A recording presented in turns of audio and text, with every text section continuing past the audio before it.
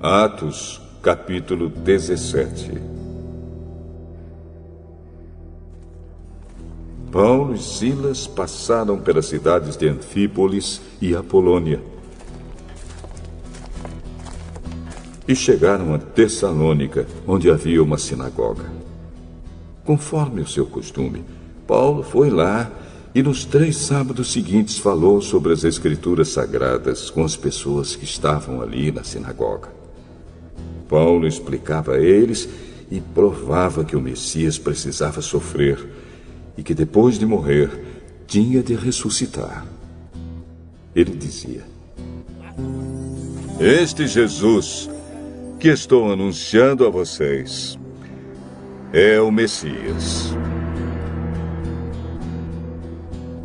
Paulo e Silas conseguiram convencer disso algumas daquelas pessoas, as quais se juntaram a eles.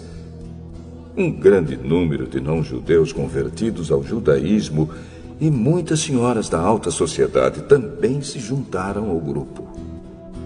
Mas os judeus ficaram com inveja. Eles foram buscar alguns homens maus entre os malandros das ruas e formaram um grupo de desordeiros. Estes fizeram muita confusão na cidade e atacaram a casa de Jasão, procurando Paulo e Silas a fim de os levar para o meio do povo. Mas, como não os encontraram, levaram à força Jasão e alguns outros irmãos até a presença das autoridades da cidade, gritando: "Aqueles homens têm provocado desordem em todos os lugares. Agora chegaram até a nossa cidade e Jasão os hospedou na casa dele." Eles estão desobedecendo às leis do imperador romano, dizendo que existe outro rei chamado Jesus. Tanto a multidão como as autoridades ficaram agitadas quando ouviram essas palavras. E as autoridades soltaram Jasão e os outros, depois que eles pagaram a quantia exigida para isso. Logo que anoiteceu, os irmãos enviaram Paulo e Silas para a cidade de Bereia. Quando chegaram lá, eles foram à sinagoga. As pessoas dali eram bem mais educadas do que as de Tessalônica e ouviam a mensagem com muito interesse. Todos os dias estudavam as Escrituras Sagradas para saber se o que Paulo dizia era mesmo verdade. Assim, muitos judeus naquela cidade creram, e também não-judeus, tanto mulheres da alta sociedade como também muitos homens. Mas quando os judeus de Tessalônica souberam que Paulo tinha anunciado a palavra de Deus também em Bereia, foram até lá e começaram a agitar e atiçar o povo contra eles.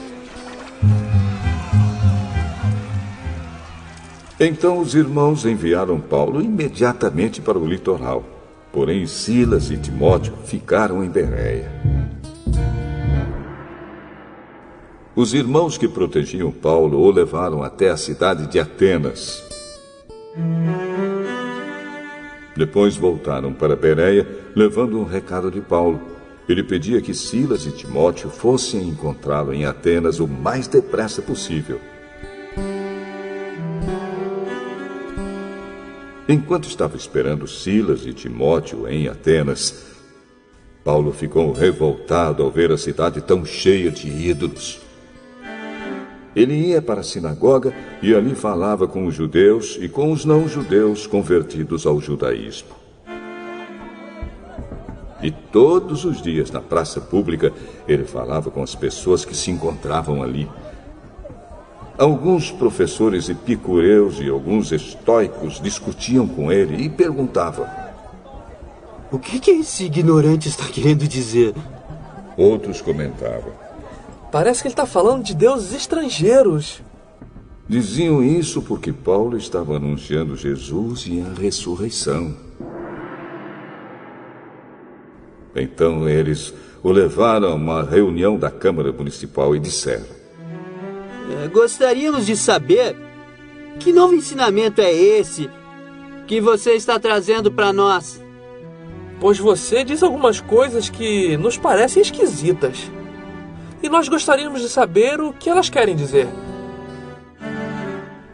É que todos os moradores de Atenas e os estrangeiros que viviam ali gostavam de passar o tempo contando e ouvindo as últimas novidades.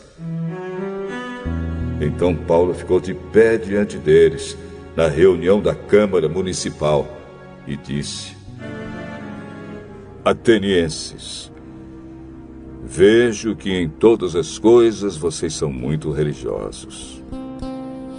De fato, quando eu estava andando pela cidade e olhava os lugares onde vocês adoram seus deuses, encontrei um altar em que está escrito: Ao Deus desconhecido.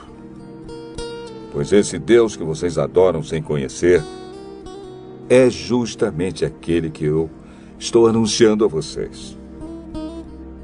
Deus, que fez o mundo e tudo o que nele existe, é o Senhor do céu e da terra, e não mora em templos feitos por seres humanos.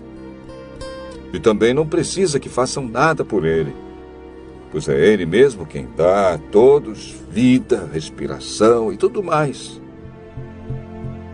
De um só homem, ele criou todas as raças humanas para viverem na terra.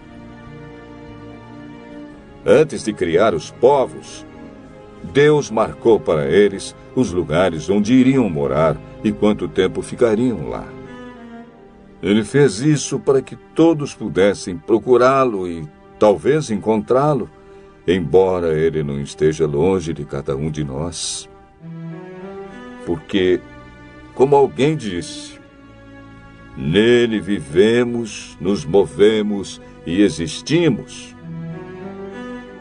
E alguns dos poetas de vocês disseram: nós também somos filhos dele.